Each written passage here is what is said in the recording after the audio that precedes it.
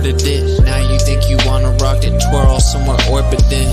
Theories disproportionate, the truth distorted quick with a forceful grip. They force a misinfo that we absorbing quick. Took the people's signature to mean extorted it. They forging it. If news anchors informants who informing them, there's a surplus, but they tell us there are shortages. Credit economy mortgages, dollar that's supported with empty fortresses. But what's important is this: we porting ships, important gifts. Of course it is what extortion is, in accordance with an assortment list of foreign tricks. We ignoring which informing this, informing this. It looked like we were snoring tricked. Pedophilia and the government endorsing it. Yeah, eugenics is exactly what abortion is. You just vilify those insubordinate. Way to matrix engineer, that's unfortunate. Geopolitically we in a field that's for Israel. Wonder is it real? Rappers actors say they high, say they sip with pills. Glorify suicide so they get the deals. Big pharma set it up just to flip the pills. Control the music industry until the scripts get filled. Geopolitically, yeah, we in a field that's for Israel. Wonder is it real?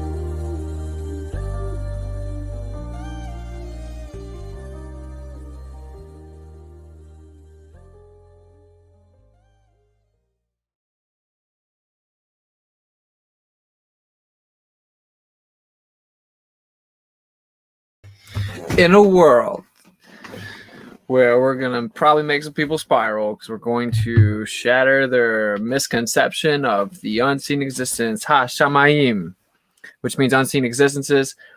I'll let some people get in here real fast. How's everybody's going though, man? What's up in the chats? Can you share the lyrics to In a Field? Yeah, sure. I don't know how I would do that, but I know someone in here wants to make a lyric video for me. I'll just type them out sometime, I guess. I don't know. I'm probably can remember them. Geopolitically, we in the field. That's for Israel. Wonder is it real? Rappers, actors say they high, say they sip with pills. Glorify suicide so they get the deals. Big pharma set it up just to flip the pills. Control the music industry until they get the deals, or till the scripts get filled. That's why they needed the lyrics, because they can't process all those words at once. All right, and then we'll say this one really slow. So they took the way you saw the world and distorted it. I can count the pixels. Is it bad again? Y'all be okay. Is that part of the rap? They took the way you saw the world and distorted it. Now you think you're on a rocket twirl somewhere orbit. In theory, it's proportionate. The truth to get distorted quick with a forceful grip. They force and miss info. We absorbing quick. Took the people's signature, extorted it. They forging it. If news anchors informants who informing them, there's a surplus, but they tell you there are shortages. Sorry, I'm reading the chat. HaShamayim is a Hebrew word that means the heavens. Uh-oh. Calm down. Calm down. If news anchors informants who informing them, there's a surplus, but they tell you there are shortages. Credit economy mortgages. See, you can't go slow for too long. Dollar that's supported with empty fortresses. What's important is this: we port in ships, important gifts. Of course it is what extortion is, in accordance with an assortment list of foreign tricks. We ignoring which informant this, we storing tricked. Pedophilia and the government endorsing it. Eugenics is exactly what abortion is. You just vilified those insubordinate. Way to matrix engineer. That's unfortunate. All right, there you go. Type those out. All right, so HaShamayim is the Hebrew word that means the heavens. Yeah, but what is the heavens? That's the question, right? So if it's the unseen existences, does this mean that when I die, I float up with wings up to this magical fairy tale cloud world where there's a heaven above me? Because there's unseen existences around us, all around us, right? So what is frequency? What is vibration? What's electricity? What is magnetism? Where do these things exist, right? What is light before it's light? Is there a before it's light? What is light? So light is just a perceivable version of what was already around you, right? Or no, it's a physical particle called a photon that travels through this air medium because there's nothing outside of the material world. So we're going to get into some of it from like a scientific aspect, and then we'll just kind of like break down how the modern church, as always, is off the mark and just totally gave you this fairy tale of the way it works. And if you've noticed that people that don't believe in the scriptures at all whatsoever will even call themselves atheists, even though those don't actually exist, because no one makes a definitive affirmation that there is no God. But really, we're going to put that on the back burner as to exactly what all that is. But I do find it funny that the people that don't believe in the scriptures, as soon as their homie dies, they're like, "Oh, rip, homie, I know you're looking down on me. Oh, all this stuff. Oh, today you believe in heaven because you think that's what the Bible says. Not because you read it, but because that's what you were told." And actually, if you do read it, you'll have a misconception of what it is. But if you actually look at the Hebrew etymology, it is about the unseen existences all around you. Heaven's here. It's all around you, right? And so, yeah, there's a new heaven and earth, and there's a singular resurrection day, a singular judgment day. We are here. We are already present all around what is called heaven, quote unquote, right? Which is HaShamayim. So if I had a band hammer, yeah, this Jacko guy, I can't believe I even put you on here, but hey, Jacko, there's your one warning, and you'll get blocked. Wrong saloon. Dude, I don't know if you saw the disclaimer, though, bro. I'll put it back up here for you. Known to cause gammas to spiral. So whenever you're typing in all caps, you're really fulfilling that description pretty well. So you have one more warning. No more all caps. This is the wrong saloon. We're talking about stuff with substance here. All right. Anyway, I'm going to go ahead and show you guys, so like from a scientific aspect, how modern academia and these little propped up pseudoscientists, they know that there is the unseen existences, and it's the only intellectually viable postulation that exists. But here you go. So physicists, whatever that means, say they've manipulated pure nothingness. Guys, this is like considered like some of the top-notch people that we're supposed to revere right here. Physicists say they've manipulated pure nothingness. Let me come back over here on the screen for you guys. That's stupid. Okay, nothingness is a concept. It's an idea of a privation. Privations don't exist. Nothingness, emptiness, space, right? These are just concepts. There's no such thing as nothingness. You certainly can't physically bend and manipulate it. That's retarded. We're gonna keep it pushing here. Just so you know what happened, I'll read it real fastly for you. Without an echo. According to quantum mechanics, a vacuum isn't empty at all. It's actually filled with quantum energy. Oh, wow. And particles that blink in and out of existence for a fleeting moment. Guys, this is ridiculous. Let me change the background so I can be on screens so I can talk to you guys with this, but that's a little bit much. Actually, we'll just rock with it. Anyway, so according to quantum mechanics, a vacuum isn't empty at all. Of course, vacuum is a theoretical conception as well. There's no such thing as a vacuum, okay? It's actually filled with quantum energy, whatever that is, and particles that blink in and out of existence for a fleeting moment, strange signals that are known as quantum fluctuations. This is actually one of the mainstream narratives right now. This is one of the most propped up ones. This is derivative of quantum field theory, which is just an attempt to throw a band-aid on the nonsense that is the theory of relativity and the confinement to the material world. So anyway, we're crazy because we acknowledge there's an etheric realm, which would actually be the unseen existences, HaShamayim, right? But these guys are smart because they say that particles blink in and out of existence. This is because they shot a laser through a vacuum. We're going to scoop down here a little bit. First of all, let's think of a vacuum in a classical way, a conceptual abstraction, as a space entirely devoid of matter. It's not entirely devoid of matter because nothing is, and actually, really, that gets even deeper because on the subatomic scale, is it even material? So what is matter? Is matter just what is perceivable? And if matter is just what is perceivable, then maybe technically there are vacuums. But anyway, there are no particles there, nothing to interfere with pure physics. Are there any particles anywhere? No, this is just pseudoscience. The subatomic scale has never been verified to be materialistic. That's just a fairy tale. But a byproduct of one of the most fundamental particles in quantum mechanics, the uncertainty principle, states that there's a limit to how much we can know about quantum particles. You don't say. It's just pseudoscience. I'm not going to read all this, guys. I'll link it for you if you really want to read it. But simply, they shot a laser through a vacuum, and it seemed to be actually more efficient at quote-unquote propagating than whenever there was air inside the chamber, or more air, because they never can entirely get rid of the air, because what is air? And you certainly can't even verify a pseudoscientific materialistic claim of that on the subatomic scale. But whatever, I digress. So here's just my point of pointing out to you that if they take out quote unquote all the air as much as that they can, and then the light propagates more efficiently, how is it that it's propagating? If it's in a vacuum, how does light propagate through it? It needs a medium to propagate through. Of course, you would need to know exactly what light is to fully understand this. This gets a little technical.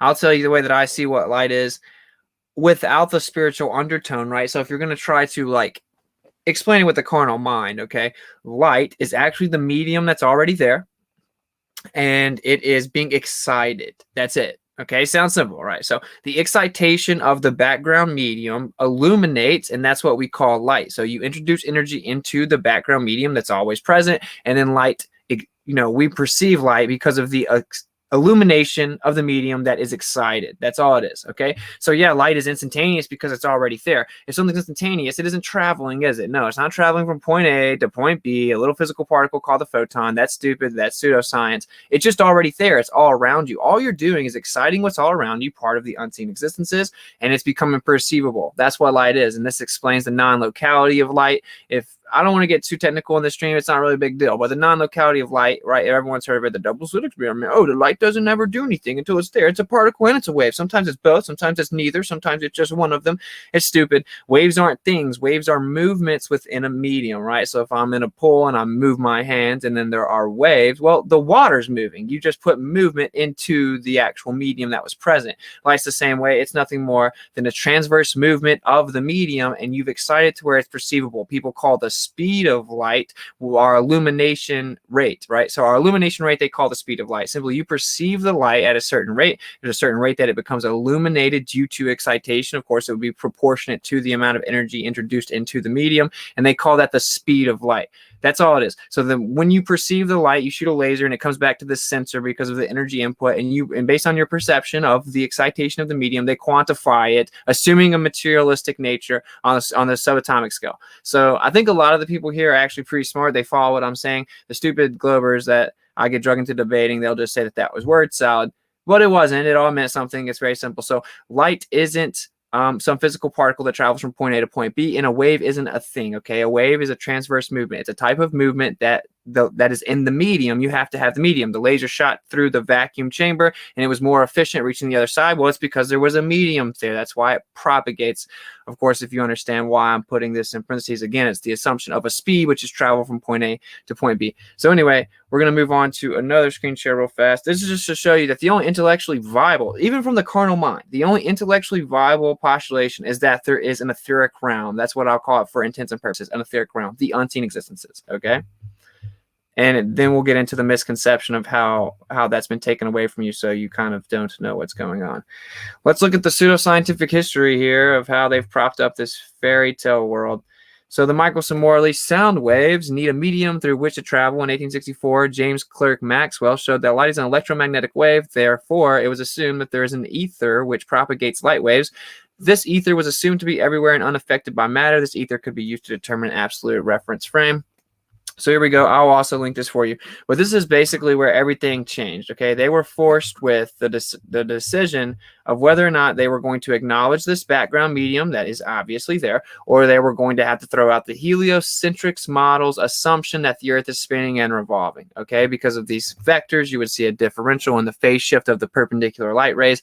They did not observe any type of phase shift differential that was consistent with the assumption of these movements. So here's a note in the conclusion: as the Earth revolves around the sun, so there you go. That you wonder what the decision they made. Well, it's right there. As the Earth revolves around the sun in its nearly circular annual orbit, also known as pseudoscientific assumptions, the apparent position of the star will trace a circle with angular radius 20.6 degrees. This is indeed observed. If the Earth dragged a layer of the ether along with it, the light rays upon entering this layer would acquire a horizontal velocity component matching the forward velocity of the telescope. There would be no aberration effect. The speed of light is a constant and at the same in all directions in all inertial frames. This right here explains to you, this is why they assumed a constant speed of light, right, which was, of course, staked by the 1905 special relativity postulation, because they had to assume the Earth was doing all of these movements that is clearly not. There's a movement within the ether that's over top of the Earth, and we call it the ether, which is really kind of Yeah, it's a shame. It's a disgrace to actually like the beauty of what it really is. It has a spiritual metaphysical component to it, as does everything. There's a fabric to the existence, right? But if the Earth's a geocentric stationary plane, which it provably is, and then there is something beyond the material world that we perceive, then tell me how there's not a creator that has an intrinsic nature with it. How is he not intrinsically related to what's around you? That makes no sense. What's it? Hello to you, Chris and all. What's up? Thank you very much for support. Global Witness. I'm not the biggest fan of the name. There is no globe, but I don't know. Maybe you're being funny. Thank you for the support, though. Much appreciated. But look at all their math. Yeah, but look at the math. All right, so I'll show you one more, and then we're just gonna talk. Just so you guys know, this is how it all started, and everyone throughout all of history has known this was here. It's because they weren't stupid. So we'll go straight to the source here. This is the psychopathic pedophile named Albert Einstein. Here you go. People get overwhelmed with the supposed complexity of this. Really, this is just stupidity drowning in math magician nonsense. But let's see. Where is it here? There be a ratio of the measured in motion to the measured at rest energy at a given light complex. If the volume of a light complex were the same, whether measured in K or K, but this is not the case. So there you go. There's an assumption of a constant speed of light. We'll go a little bit further here. Actually, maybe we'll just come all the way down. I can't remember exactly where it is. Here you go. This is so funny, man. From the second equation of the system, there's an electric force and a magnetic force, and they have an equally strong deflective action to an electron moving with the velocity. Electron is nothing more than the terminal end of one unit line of dielectric induction. It's a gap in a field. It is not anything like a materialistic little ball. They're obsessed with their balls. This relationship may be tested experimentally since the velocity of the electron can be directly measured, which no, actually it can. If you use an electron microscope, you take organic matter and you actually coat it with nano-sized dust particles and measure reflections. That's all you're doing. You don't ever isolate the materialistic claim of an electron. Again, it's the terminal end of one unit line of dielectric induction. This was well known before the psychopathic pseudoscientists got their hands on nature that we perceive. Anyway, from the deduction of the kinetic energy of the electron, it follows that between the potential difference P traversed and acquired velocity V of the electron, there must be the relationship, blah, blah, blah. We calculate the radius of curvature of the path of the electron when a magnetic force N is present, acting perpendicular to the velocity of the electron. These three relationships are a complete expression for the laws according to which, by the theory here advanced, the electron must move. In conclusion, I wish to say that in working at the problem here dealt with, I had the loyal assistance of my friend and colleague, some other psychopath that would, for you to ever be friends with him. So anyway, I know that sounded a little complicated. It's really not that complicated. I'll link all of that. You can look through it if that's your cup of tea, but that was just a bunch of math magician nonsense to try to explain how whenever they shot perpendicular rays in the Michelson-Morley experiment, they did not get the phase shift, the change in the movement of the light rays as was to be expected if there was an ether while the Earth spins 1,040 miles per hour east, wobbling on this 23.4 degree tilt, shooting around the sun at 66,600 miles per hour as it shoots 500,000 miles per hour, okay? Compounding these vectors, and they're having a medium that they assume to be still because the movement that was ever detected with the Sagnac effect, for example, was assumed to be because of the actual movement of the Earth itself. When assuming that the ether had certain characteristics and that the Earth was spinning, the perpendicular light rays did not do what they expected them to do. So instead of acknowledging, well, the Earth's not spinning and wobbling and all this nonsense, they said, oh, well, there must be no background medium. And they went to the lunatic extent to actually say that space and time can bend and warp due to the displacement of mass. They actually attribute physical properties to conceptual abstractions. We talked about it. Nothingness is not something that you can manipulate, yet they're still pretending to be able to do that in 2017. They're actually saying they manipulated pure nothingness. That's effectively what the theory of relativity is claiming, and that's from 1905 special relativity, then evolving into 1915 general relativity. They say that because of the displacement of mass, there's a gravity well, because space and time bend and warp, and gravity is the effect of the bending and warping of this space-time. Space is just the idea of an area void of material. It's a privation, it's conceptual, and then we use different descriptions to describe it, like length, width, height. But it is just an area assumed to be empty. Empty is also just a privation, which is a concept. Then time, of course, is how we quantify passing. We think that there's such thing as time because our cells degrade, and then we look at the sky and it's a clock and it constantly resets. So we've come up with the idea of time quantifying passing based on the cycle of the sky. That's it. So there you go. You can't attribute physical properties to that. Now, what they had to say that there's nothing beyond what you perceive in the material world. And so you had to think of something that you could still attribute this phenomena of movement to, right? And so they went as far as to just pull concepts out that they knew that were, in no way could actually be verified or manipulated, but therefore making their claim unfalsifiable in a way, right? Because it's just conceptual abstraction. So really, you can just do whatever you want to. You can claim they're doing whatever you want to because they're not real. And then they said, well, that's actually outside of this materialistic world, but really there's nothing thus, because that's just time, which is nothing, and then space, which is nothingness. So it's outside this materialistic world, without acknowledging that there's actually some physicality to it, or there's it's a very real thing. It's not just a concept. So if there's an etheric realm, the earth can't be spinning and revolving. That's the simple conclusion here for you guys. And so they threw out the etheric background. Now the ether is actually a disservice to what it really is. Okay, now we can get to the real gravy here. Just so you guys know, that was kind of the story of the fairy tale model and where we're at now. But so they call it the ether, and Tesla is championed in modern times to really be one of the main proponents for this, as is Faraday, Maxwell, Steinmetz, etc. But Nikola Tesla was just basically rediscovering things we already knew. Like when he was interviewed and they asked him what his favorite discovery was, he said that the discovery he was the most proud of, rediscovery, was the rotating magnetic field. He knew that you can never explain the movement of things in the sky without acknowledging the ether. He actually called it a futile pursuit destined to oblivion.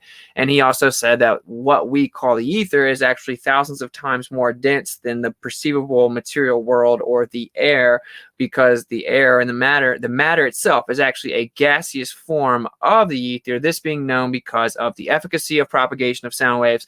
Simply, the more efficiently something propagates, it propagates, proportionate to the density, right? So sound waves propagate very efficiently. And so that being in this medium must mean this medium is very dense. And he actually went as far as to postulate thousands of times more dense than the material world. Okay, so all that being said, he was just kind of trying to explain what was already known. If you go further back, before the little grabblers got their hand on all the information, everyone knew that the unseen existences were there, okay? The quote-unquote ether. Not HaShamayim, the unseen existences. So when people call it heaven, and the KJV is going to tell you heavens above. If you go to certain concordance, it's going to tell you that it's just going to describe it as a heaven above. It's this idea that we've all been told that there's just this existence up above you where you float to once you die, and that's what heaven is.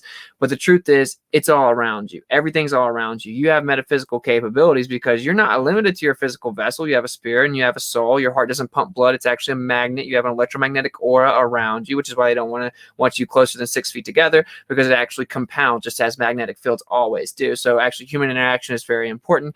And so we are special beings. We're not just physical vessels limited to cell degradation. We have a spirit, we have a soul, we have a frequency, we have a vibration, and we're intrinsically tied to the frequency and vibration all around you. So like Tesla said, everything comes down to frequency, vibration, and energy, not as if they are different things or different modalities of the same thing. Okay, those are all intertwined. It's kind of like, let's say, water. So then if any of you guys know what electricity is the hybrid form of dielectricity and magnetism. It's the same thing, okay? Dielectricity, or you could say electrostatics, and then magnetism, although not limited to coherent magnetism, as is oftentimes misdefined, right? It's actually coherent or incoherent magnetism. This is magnetic. This wood is magnetic, okay? Because it's incoherent magnetism. But everything is, electricity is the hybrid form of dielectricity and magnetism, right? In a coherent form. Therefore, you're actually going to exemplify the power or the energy that can be output by it. So that's where you get a coherent magnetic field. They just told you about the coherent magnetic field because they don't want you to realize that everything's electrostatic, everything's electric, everything's magnetic, as are you, as is the earth. You live on a dielectric plane within a toroidal field, and everything around you is intertwined with that, okay? So you cannot see magnetism to the naked eye. You cannot see certain spectrums of light to the naked eye. You cannot see sound to the naked eye. You can't see your voice to the naked eye. You can't even see gases to the naked eye, air, okay? So you can't tell which way the wind is coming, but you're going to tell me what's beyond the perceivable material world. That's laughable. But the main point I want to drive home to you guys, it's twofold. First one that I really want you to grasp is there's no intellectually viable postulation without acknowledging this background, without acknowledging the unseen existences. It just doesn't exist. There's only been two in the history of mankind that's ever been proposed, okay? What we call atomism, right? Like as Ken Willer likes to coin it, the cult of bombarding particles, right? Atomism, like assuming that on the subatomic scale, there is physical materialistic particles, right, that are bombarding everywhere and everything's random, chaotic happenstance, or that everything is fields of energy within this ultimate field of energy that is the ether or the unseen existence, which would be, of course, Shamayim. Okay, so just so you understand, you can't explain why a laser goes through water and slows down and speeds back up. That would breach the conservation of momentum. It doesn't. But all that it really is, again, light is just the medium being perceivable because it's excited. When you add water or glass to it, it's going to add an additional medium to what you're perceiving. So now you're perceiving the light through an additional medium, so it's perceived differently. It did not slow down or speed up. All that changed was the perception of it. But if you claim it's a physical particle traveling from point A to point B and then it goes down and pops back up, where did it get its energy to go back to the same trajectory as it did initially? It would breach the law of conservation of momentum. I also showed you that when you shoot the laser through the vacuum, it has to have a medium to propagate through.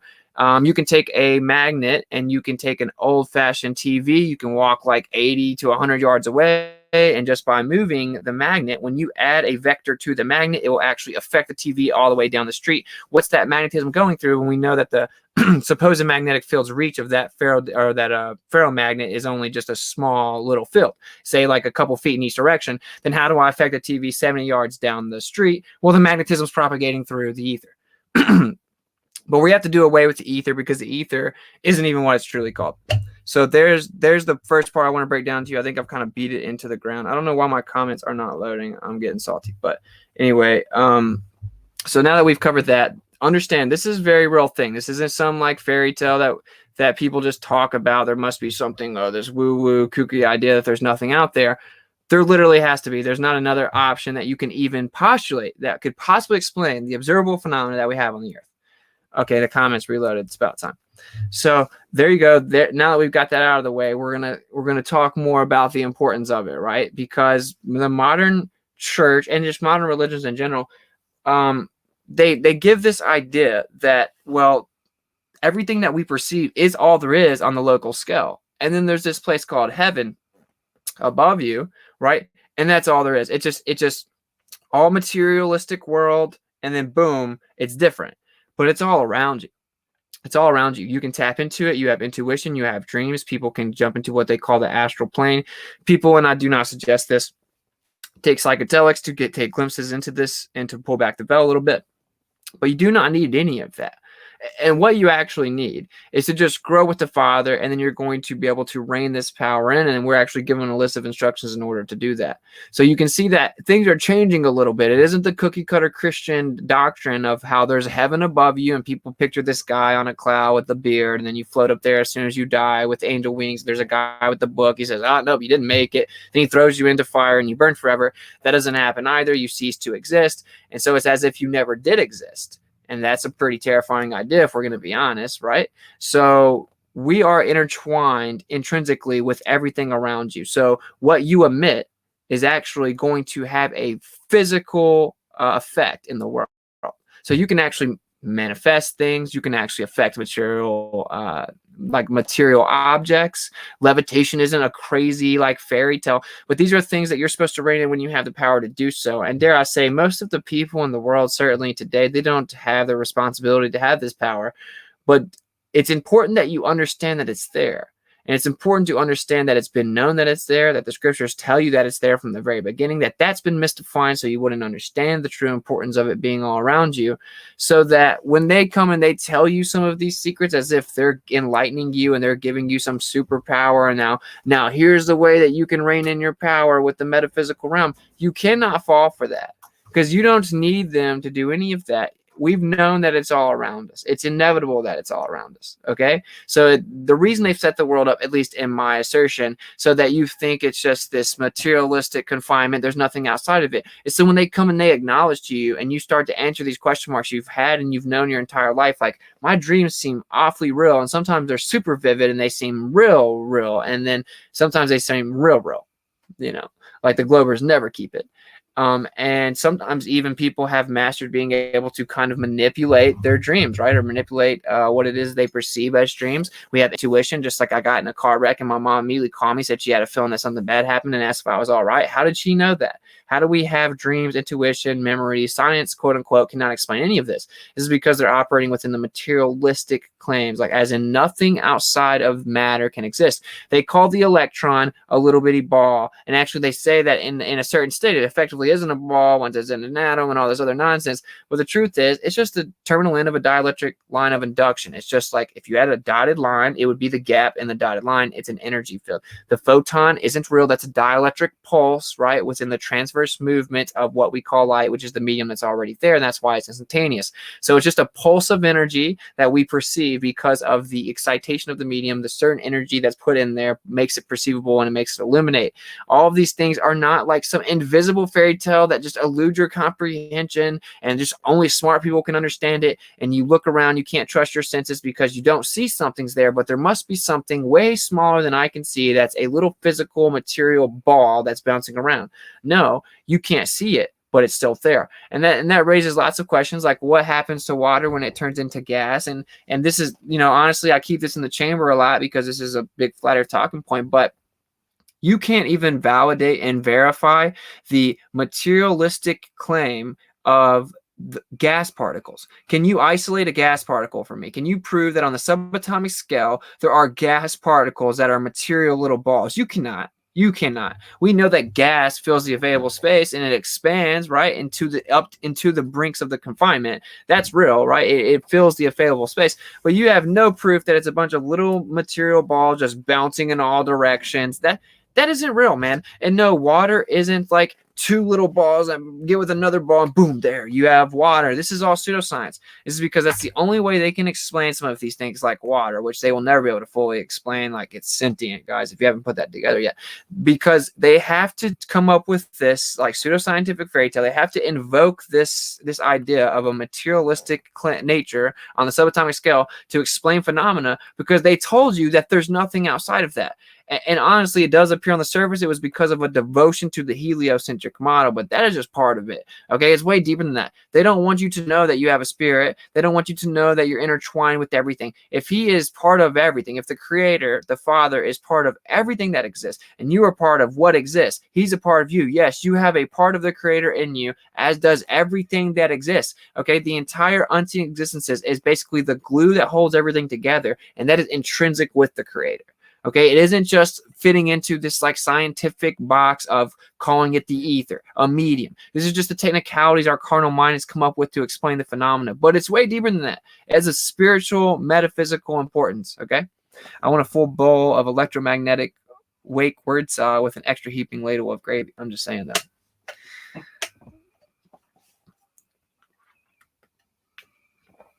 I will have to check out that transition because that isn't what's in the Strong's Concordance. Yeah, I can address that. It's in the chat, so do it. You want to do it now? Yeah. All right, cool.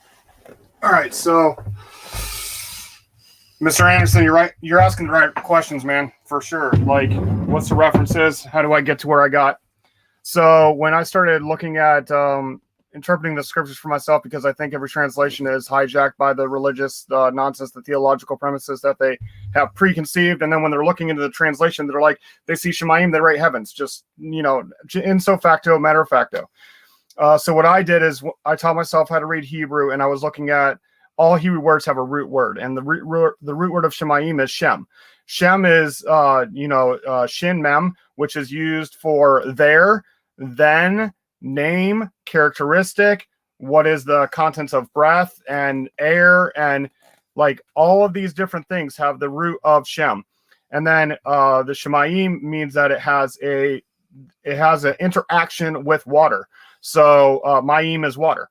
So Shem being a name, like it's also like if you accomplish something of great stature, your name's going to go on forever. Now, that's an unseen existence of you, which is your title, your name, that carries on forever, but your body doesn't, your human persona doesn't, but that name carries out forever.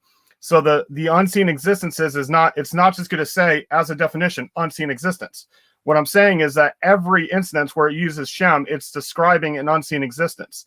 So like I was telling him in Strong's, it says, like I said, there's name, characteristic, there, then, I'm trying to think of some of the other ones, but characteristic, the spirit of, like, it's all describing unseen existences. And then the ancient Hebrew lexicon of the scriptures, AHLB, ancient Hebrew lexicon of the Bible, it goes on to say, you know, the breath or the life, the unseen existence of the life force, but it doesn't say unseen existence. That's just the way that I can explain it in English the best way possible.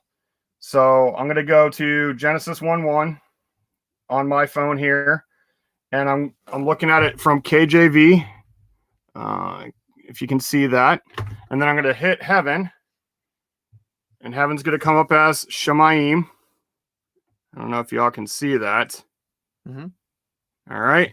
So it says heaven, sky, visible heavens, sky is abode for the stars, visible universe, the sky, the atmosphere, all this other stuff. So it's actually like they took the definition and they actually reverse it, because they say that which is seen, right? It's talking about the invisible sky, the visible this, the visible that, but that's not true, because in the root word. So what I'm going to do here now is I'm going to go back. And let me close this YouTube thing here. So now what I'm going to do is I'm going to do a search. And then, oops, hit the wrong button. Sorry, folks. So now I'm going to do a search for Shem. S-H-E-M. Because that's the root. And you'll see that it shows up as this dude's name, Shem. Get focused. Come on. Focus, focus, focus. All right, so you know Shem, the son of Noah, right? And if you tap on that, it'll say Shem. All right, and it says Shem means name. But then if you select that,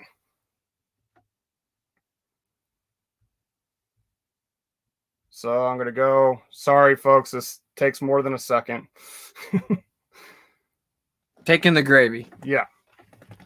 So if you look up Shem, and then you hit the definition of Shem right here, it'll show up as name. Come on, focus.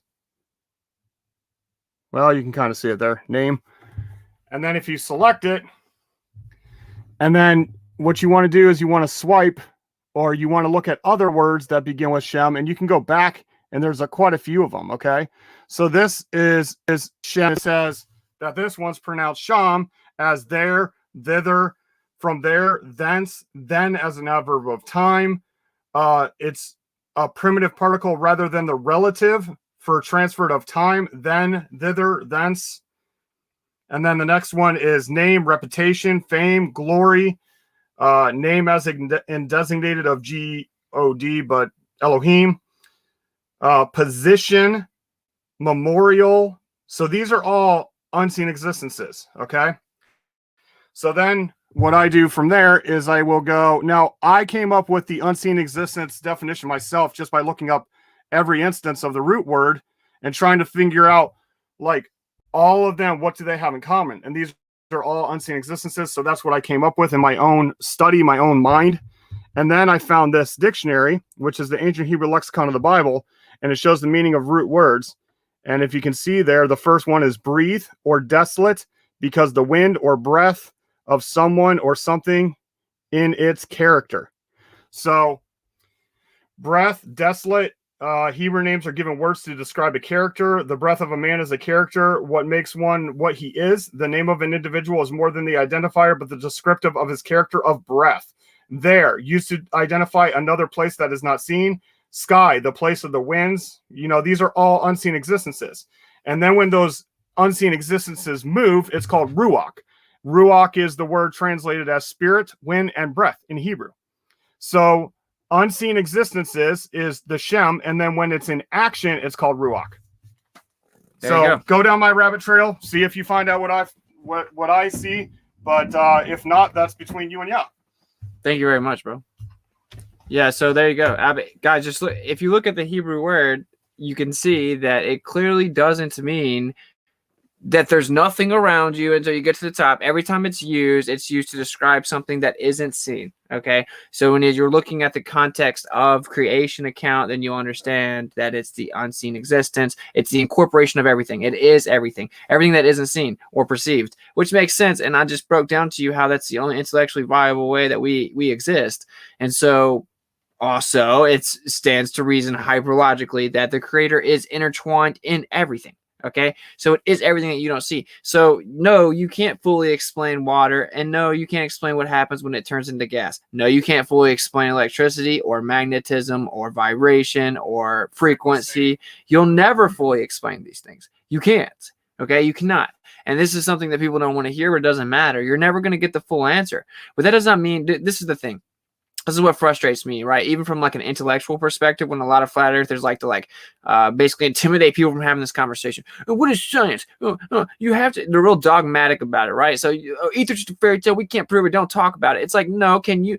This is what you're doing. You're kicking the can down the road. You're not answering the question. I have observable phenomena that's inconsistent without acknowledging the background medium. So can you explain them sufficiently, or can you concede that you can explain them? If you can't explain them, then you can sit back over there and then we'll explain them where we can offer viable postulations. I don't get why flat earthers are so scared of this. And they're so like dogmatic about it. And that's how you were engineered to be. So if you're a part of the truth community, maybe you should really be a part of the truth community and stop just believing the only way you can interpret reality is the way they told you to, because it's stupid. So yeah, you have to physically manipulate and vary an independent variable to validate a cause and effect relationship. Okay, we get it. We get it. I cannot bottle up the unseen existences for you. Well, you cannot explain existence without acknowledging it. That's the entire point.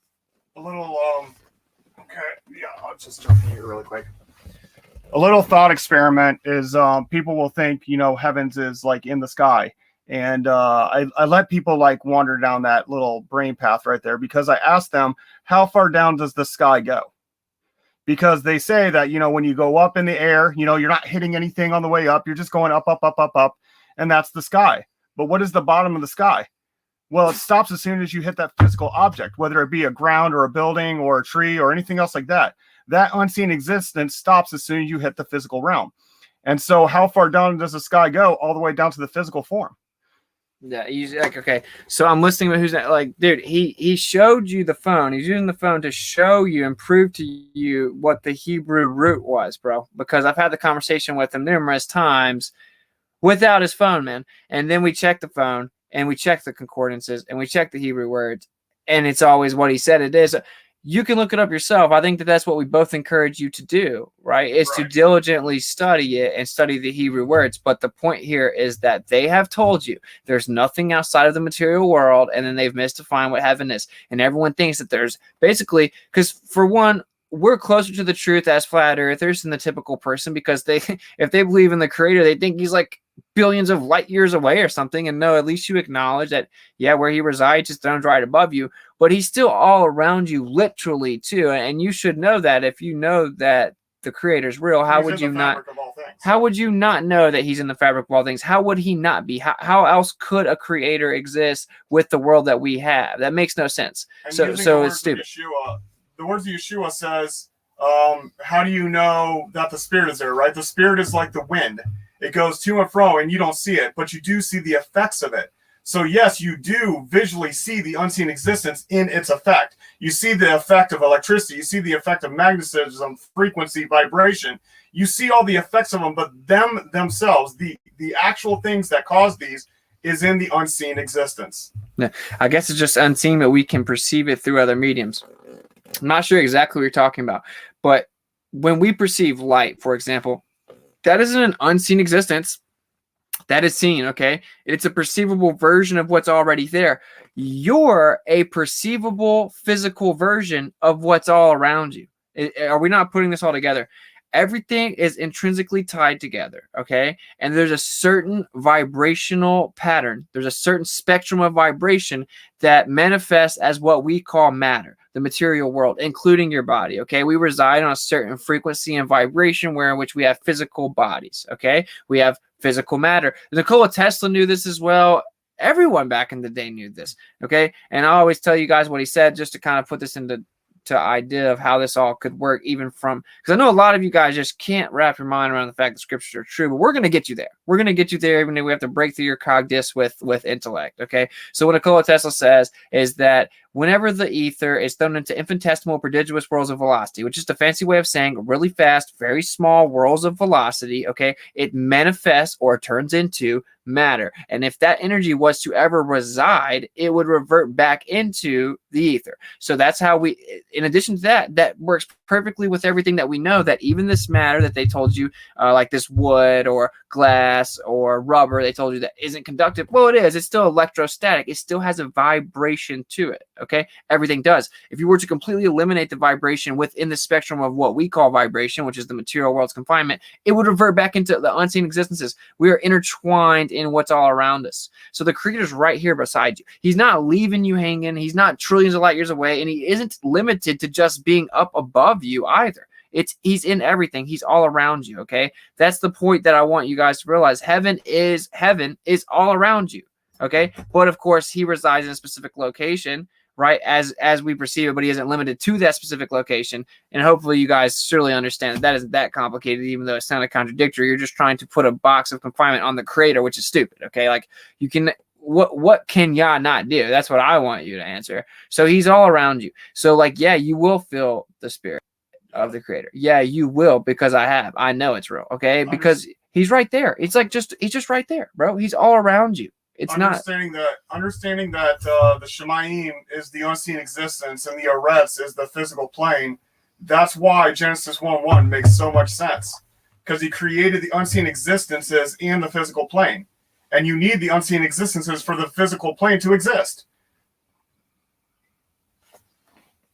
Everything is always trying to equalize, but we live in a world of containers, which gives way to the physical world. Sure, if you want to put it that way. So, what happened? Oh, and we're back. So basically, I just want to, just to redefine what it means to you, okay? Because we know there's a new heaven and there's a new earth. It's all around us. And like, dude, heaven comes to earth, okay? Like in the end, that's what it actually says. So to think that it's just some like foreign idea, well, no, it's all around you. And yeah, you can. I will say this too, even if people get triggered and spiral, you can actually spiritually grow based on the instructions in your relationship with the Father, to where you will be more in tune with this. I know this firsthand because I told you guys in a couple streams ago that like when I fasted for like just a couple days, just 2 days into it, I started feeling like I was tripping, but not like when you take drugs. And I could feel the frequency and the vibration around me. I could intuitively understand. It's like I was receiving downloads. I knew that there was an etheric realm all around me. I could even partially see it. Okay. And this was just from fasting.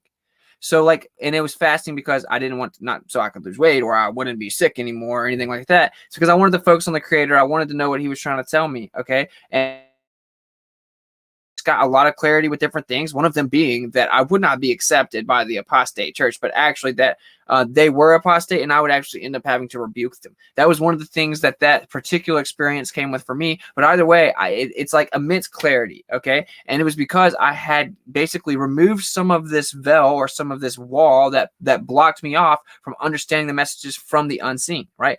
It's there. It's just that whenever we're not following the instructions, we're not in any way trying to follow the Creator or the Father. The only way you're going to get there is by some little shortcut that men have created with pharmakia. Okay. And you don't need that though. That's the whole trick. And that's what I want everyone to understand is that there's heaven. It's all around you. Okay. Like existence is intertwined all around you with the Creator. The Creator is all around you. Okay. What he created is all around you. He is in everything. Okay. And if you don't realize this, you don't realize that you're intrinsically tied to it with your spirit, then you will fall for little tricks they come out with in the future that tell you these things that, well, they didn't come up with this. They didn't make this. They don't give you the ability to do this or to tap into this. They have no control over it. It's laughable to think that they have any control over it. It's way more powerful than any of these let's just say, figures that try to propagate a great deception in the end. Okay. It's a joke to act like they have some type of juice over it. They don't. Right. But as long as they can get you further and further away from knowing this truth and detaching you from what's all around you and the reality of it and how powerful you are and how you can tap into it and utilize it, then when they come in, they give you little breadcrumbs about it. You're just going to eat it up. because you think, oh, you're actually going to give your power over to them just because you want shortcuts, and they're going to give you little avenues to work out things that you already have the ability to do.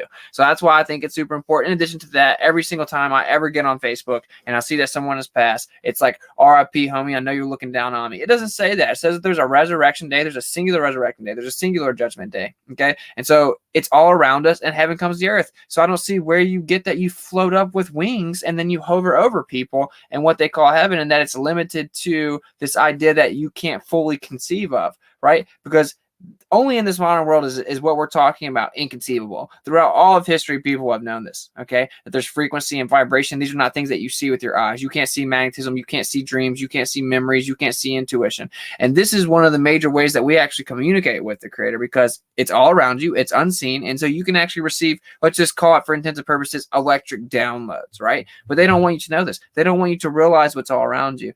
And it's obviously because they're going to come in and tell you little parts of it, in my opinion. But so I think there's just like a huge misconception that we should have addressed. It looks like, okay, when you go back to the very beginning, and I mean literally the very beginning of the scriptures, and you start to try to re-examine what the Hebrew actually means, what the words actually mean, it's all been grabbled.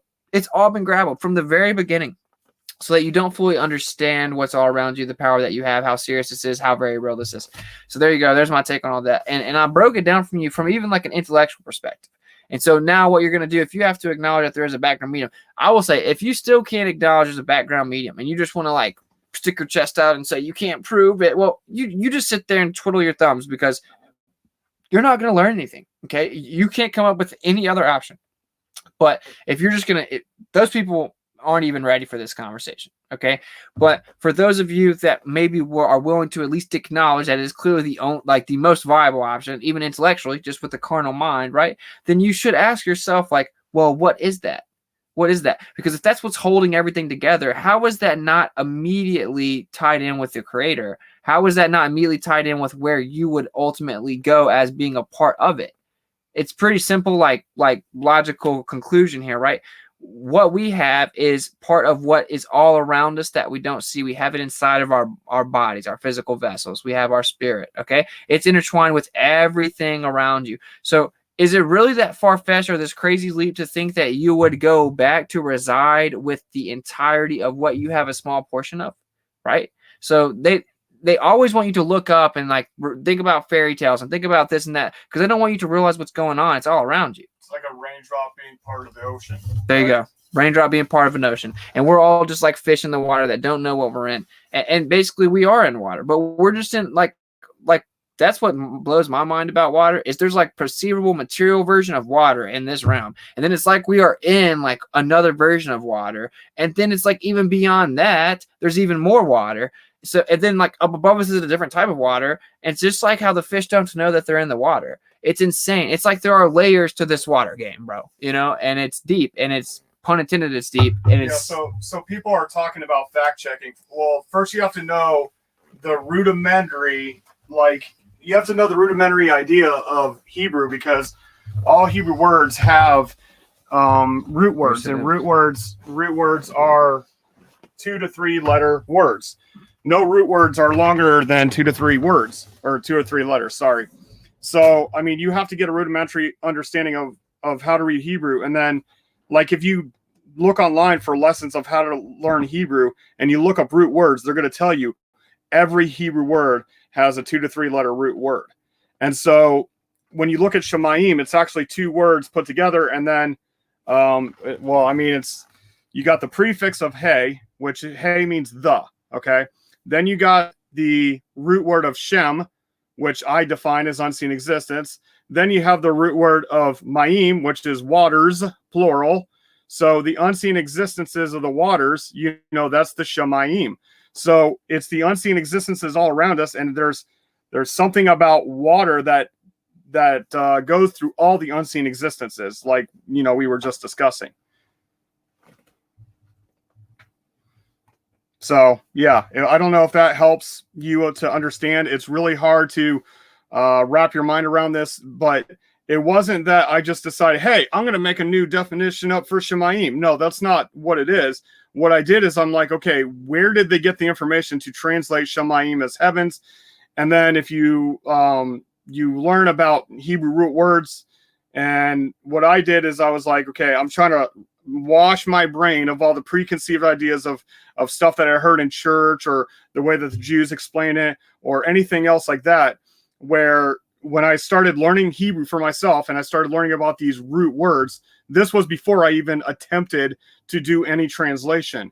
But after I started looking for a very good translation, I decided I was going to take some time and try to translate it for myself.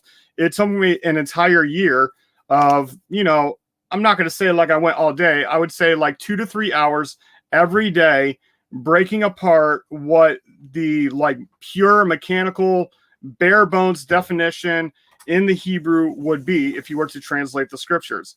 And this is how I got into the unseen existences, because every reference of Shem describes an unseen existence. This is not things that are physical or tangible, but they're things that are described that everybody knows. You know what there means. You know what then means. You know what name means. You know what the breath is. You know what the air is. Like, these words all have the same root words, and it's a shin mem.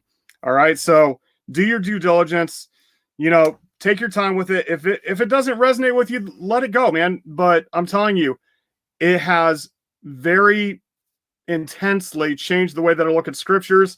And to me, it makes perfect sense. It's like he was saying, even scientifically, it makes sense. When it says that he created the Shamayim and the Arets, he was talking about creating the unseen existences that hold the physical realm together. I mean, everybody, you know, can wrap their minds around electricity, magnetism, frequency, vibration. These are things you can test with. These are things that you can see happening, but nobody knows what they really are.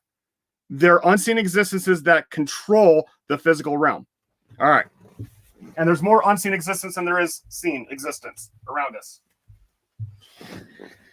There you go. And so with a your definition comment, right, which is so backhanded, bro. Come on, bro. But like, if you don't know how Hebrew, see, like if you go to the King James Version, you're looking at their definitions. That's what you're doing. Okay, so how about you go make your own understanding by understanding that Hebrew has root words. It has certain meanings. Okay, it's a beautiful language. It's the most beautiful language I've ever seen, and it requires contextual understanding. Okay, and so this is within the context of the creation account. You need to understand it. You need to pray about it. Pray for discernment. Look into it. But for me, it struck immediately. It resonated with me. And it's the only intellectually viable postulation on top of that. So even utilizing your carnal mind, which you cannot understand everything with just the carnal mind, we're told that specifically, it's still the only way that it would work. It's the only way that it would work. So let's just like walk back some of our pride, because it's getting like a little annoying reading some of these chats, to be honest. I find it funny, like in the Strong's definition, it says that Shamayim comes from an unused root word to mean lofty. Well, if it's unused root word, then where did you get it from? That's the grabbled stuff that they do.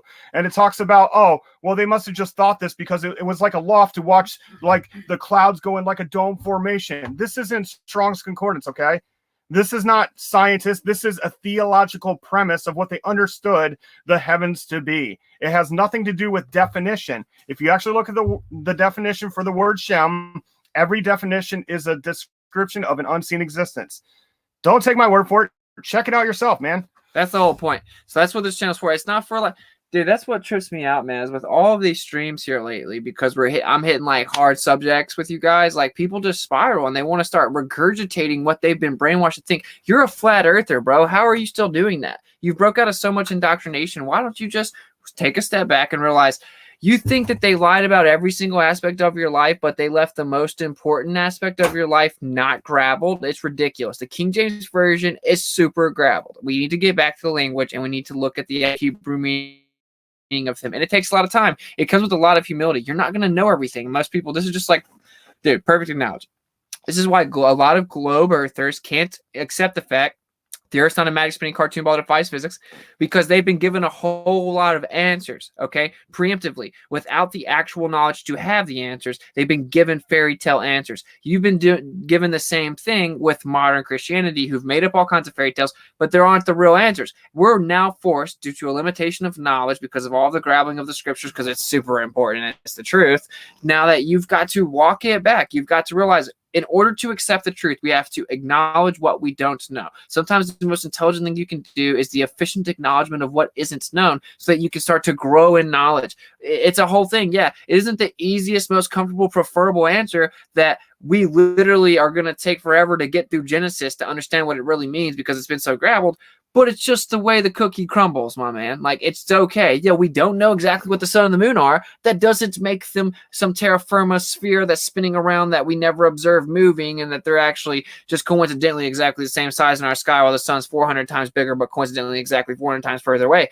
That's stupid, okay? So just take a step back. Understand that the 1909 Scofield Bible really did a number on modern church. Before that, there was a theological undertone to all this interpretation, and when you need to go back to the actual Hebrew etymology, to the context, how it can make sense, apply it to the actual creation account, and then you can start to understand what it is. We're not telling you to just believe whatever we say. I don't just believe whatever Jack says. Like, do your own research, look into yourself, and what resonates with you, then go with it from there. But don't just kick back on something preemptively because you're like, well, where did you get your ministry diploma? Like that, you sound just like a Glober. It's stupid. It's all around you, bro.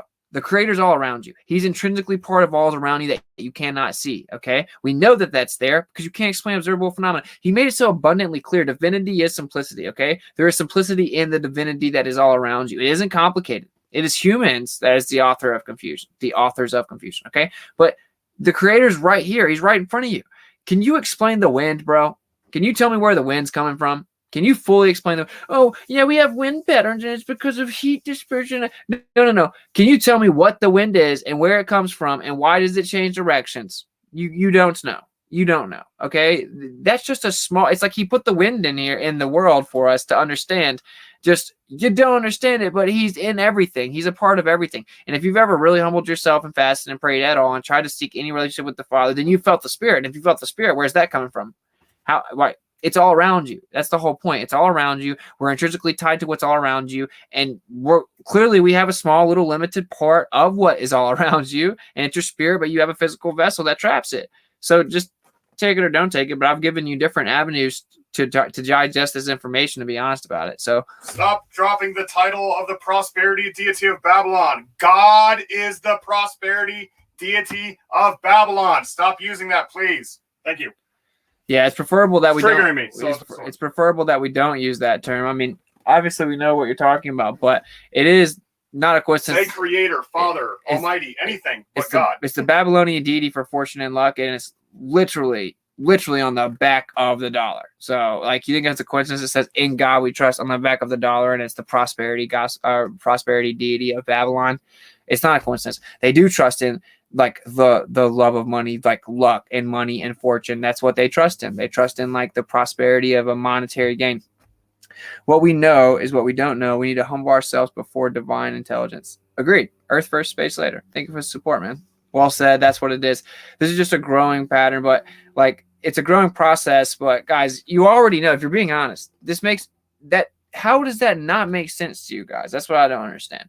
Because it's very obvious that it makes sense. And if you look at the way that it's used in the Hebrew, it's consistently used to describe an unseen existence. So, like, something that isn't seen, something that you don't see. So whenever you apply that to the creation account or creation itself, how does that work? How does that not equate to all the unseen existences? The Creator's in everything. It's all around you. That's what the Hebrew word is telling you every single time it's ever used. And now we're applying it to creation itself and the creation account. So it's not super complicated, if we're being honest. Just trying to look myself and base my opinion, like you say. Yeah, I like that. But I just don't like backhanded forms of doing it. I shared a website that, if you want to get some fundamentals of the ancient Hebrew, which would have been scriptural Hebrew, I told them go to ancient-hebrew.org. That's definitely a good place to get started. I wish I had it when I first started learning Hebrew, but I actually learned Hebrew roots from root words. Sorry, Hebrew words.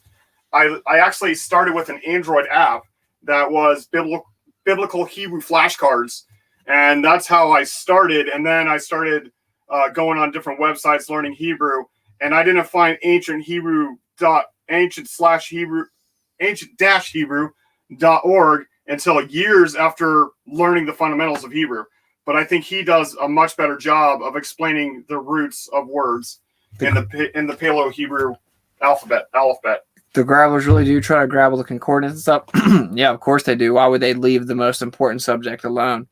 Hebrew is the only complete language, everything wrapped up in one, like shalom. Yeah, it is, exactly. And that's why contextual understanding is so important. And then when you continue to move on, historical context is also very important. It's a beautiful language, though. It's actually, it's so incredibly efficient, right? It's poetic. It's poetic and efficient. Like, it can be used in numerous different ways. Like that's why it's so beautiful. It's very efficient. It's very efficient. Like the English language, we consider to be efficient because, especially with, the way that I'll get rolling or in a debate or something, like you can make all kinds of different points and it's like you can make them hyper specific, but it's actually inefficient. It's inefficient. The English language is backwards. It's the opposite of the efficiency of the Hebrew. And just look at what the Hebrew word means, but understand you have to have the context. And what you will find when you look into the concordance, the context that you have is always based on a theological predisposition every time. So really think about this. You have to have the context of the Hebrew words. That's the way the language is. Every single time you look into KJV or the concordance, you will find that there is a theological predisposition that has interpreted the context for you. That doesn't mean that it's the truth, bro. Like when you look up the name, it says the Jewish name of God. Right there, you can see there's all sorts of problems right from the get-go. How do you spell Yah? YHWH or Yah? YAH is the poetic form, and then it's Yehovah. As far as I can tell, that's the name. Yeah, for sure. It's the most with the most historical evidence. It's the most hidden word. It's the most attacked word. The people that study the scripture since the day that they're born, they know that that's what the name is. They refuse to say it, but they know that the reason that their prayers aren't answered because they don't say that actual name. So, Yehovah, and then the poetic shortened form is Yah, and then they act like Yod He Vav is the actual Hebrew letters. And so I'm sticking with Yod He Vav and Yahusha. Yeah. Say whatever you feel like you should say, man. I'm not like legalistic about it. I just think that if you keep researching it, it just seems to be Yeshua. But it's not Yahweh because Yahweh is Jupiter. Look into the person who wrote about Yahweh being from Jupiter. Yeah, exactly. His name is Gesenius. Which we'll cover that in depth. Maybe we'll do that on like the Shabbat stream or something. But yeah. Not a fan of Yahweh anymore, which should make sense to you guys because whenever I was raised in this cookie cutter Christianity, right, I heard Yahweh all the time. That's what I always heard. So I think that they're wrong on everything. They call the actual Messiah out of his name, refuse to acknowledge his real name. They made up an entire different gospel, but then the name that they use, you don't think that they just, if you take the softball deceptions that easy from the grabblers, they're going to hit you from every angle, including the most important subject, arguably, which is the creator's name. But there you go. Like Yah is a safe bet, and then there's like a dialectic issue with Yahuwah, but I think it's Yehovah. That's where I'm at. That's what I think it is. That's what resonates with me. It has the most historical evidence. It's pretty obviously what it is. And so whether Jupiter and the Creator are not the same deity. Just put that out there, man. Yeah, Yahweh is Jupiter for sure. He's a lightning god. Yeah, that's what. Yeah, that's what they use for the symbol for Satan is lightning. Yeah, that's what he's saying. So that's the whole point is that it was super grabbled. That's what I thought. God bless you, brother. Yeah, thank you, man. Much love. I'm gonna check the donations. In the Vatican cathedrals, they have a statue of Jupiter, and they admit to this, but the patrons call him Peter. They say this is Peter, the father of the church. When Yahweh Peter means father in Aramaic. So Yahweh Peter or Jupiter, they love the statue so much that they've been kissing and touching the feet of the statue so that the toes have completely eroded away and all he has is nubs for feet. The statue of Jupiter.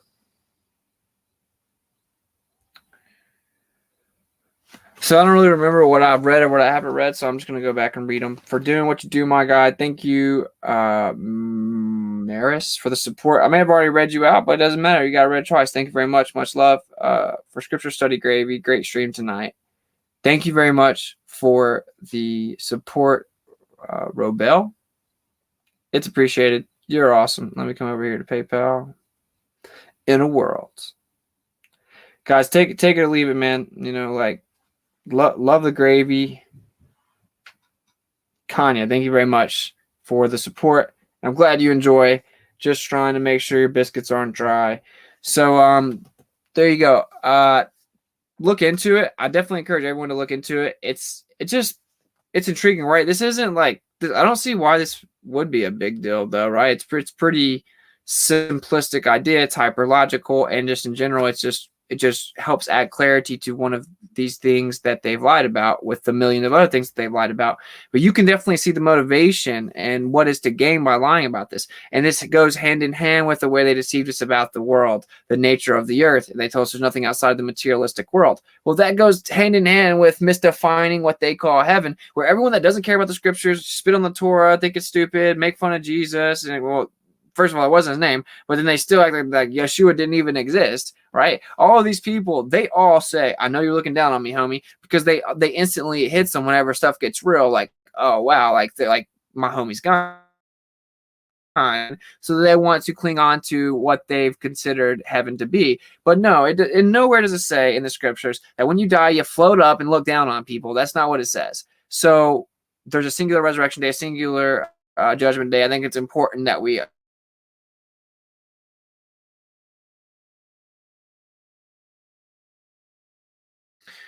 all right, hopefully we can wrap up. I'm wrapping this up.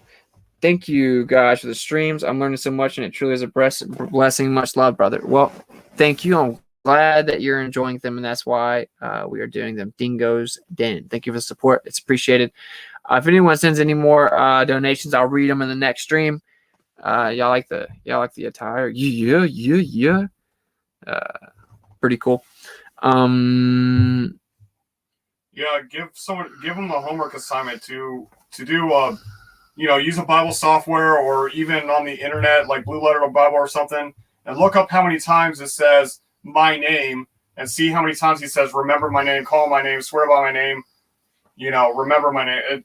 It's all over. Look into the importance of the name. Remember my name, power in the name, call on my name, swear by my name. Look up that stuff, how many times that's said. I wonder if his name is important and why they took it out 6,828 times. Probably just a coincidence. And we'll get deeper into some of this stuff in another stream.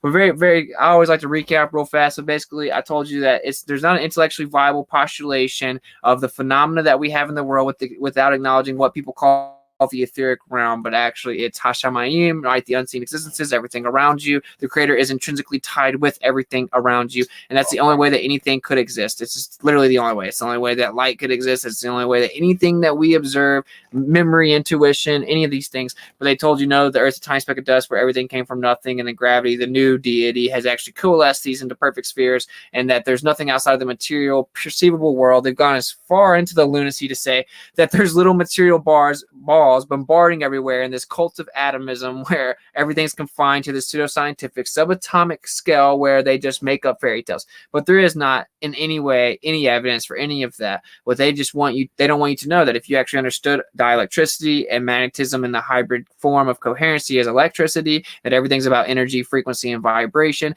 and that magnetism is the key to, free electricity, and that you started to understand that intuition and dreams are actually a interaction within this unseen existence of everything being tied in with vibration, you'd be much more powerful. You'd have a better understanding of where you are. You'd realize that the creator's very intimate. He's all around you. That you can actually be touched by the spirit. You can literally have an experience with the spirit. It is in no way some like little confinement you give to the creator where he's stuck up above you and actually tell you that he's trillions of light years away. He is in everything, and we are a small part of everything that is around us. So there you go. Take it or leave it. Pray about it. Seek for discernment. Understand, yes, the scriptures have been graveled. You're going to push more people away from the Father and the truth than you could ever do with anything else by not acknowledging that they have graveled the scriptures when it comes to the modern English, and they've messed a ton of things up, tons of translations, flooded it down with the doctrine of men. It's just the day and age where the time of things being revealed. It's a beautiful thing, but we need to humble ourselves and accept it, and it requires us to have diligence and humility. Those that humble themselves will be exalted. Those that exalt themselves will be humbled. Always a great topic, great stream. Thank you, Reverend Bear. Always a legend, show and support. All right, I love you guys. I'm going to catch up with you on the flip side, like a coin toss. And if anyone sends any donations, then I'll read them at the beginning or the end of the next the next stream shoes are overrated. Absolutely. They don't want you grounding. So sing and speak truth unequivocally, the weak find contentment, the consensus of ignorance. If you want to support the tour or the stream, masqueradetour.com, MASKERAID tour.com, $, WitsitGetsIt on Cash App, WitsitProtonmail.com at PayPal. Go sub to my boy Flatter Day Saints. And then much love to everybody. No hard feelings. If we, sometimes, my boy Jack's a lot like me in the sense that we're assertive. Don't mistake assertion for aggression. It's out of love, but we just want to break through some cognitus. And I just, I want people to really focus on some of the stuff being said at the time, as opposed to just instinctively being, triggered to go against it. But there you go. We broke it down from a lot of avenues. Go look into it. It's pretty interesting. It changes a lot of things. It's all around you. The Creator's all around you. He loves you. Get right with the Father. He does love you. And then we were blessed to have the mediator of Yeshua. So there you go. I'm gonna catch up with you on the flip side. I don't know what the tour or what the next stream is going to be about, but we'll figure it out. And I'll try and give you an update on the social media. Instagram, WitsitGetsIt. I'm on Facebook for now on Austin Witsit. So all right, till next time. Peace out.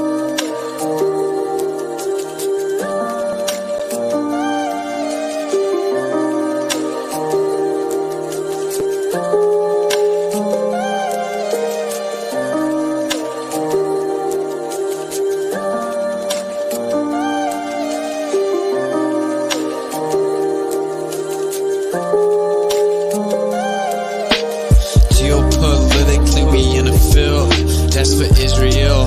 Wonder, is it real? Rappers acting say they high, say they simple pills. Glorify suicide so they get the deals. Big Pharma set it up, had to flip the pills. Control the music industry until the scripts get filled. Geopolitically, yeah, we in the field. That's for Israel. Wonder, is it real? Took the way you saw the world, then distorted it. Now you think you wanna rock and twirl somewhere orbiting. Theories disproportionate, the truth distorted quick with a forceful grip. They force a misinfo that we absorbing quick. Took the people's signature to mean extorted it. They forging it if news anchors informant to informing them. There's a surplus, but they tell us there are shortages. Credit economy mortgages, dollar that's supported with empty fortresses. But what's important is this reporting ships important. Yes, of course it is, but extortion is in accordance with an assortment list of foreign tricks we ignoring, which informing this, informing this. It looked like we were snoring tricks. Pedophilia and the government endorsing it. Yeah, eugenics is exactly what abortion is. You just vilify those as subordinate. Way to matrix engineer, that's unfortunate. Geopolitically, we in a field. That's for Israel. Wonder, is it real?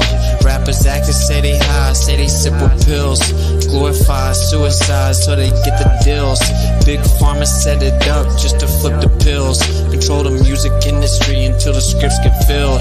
Geopolitically, yeah, we in a field. That's for Israel. Wonder, is it real?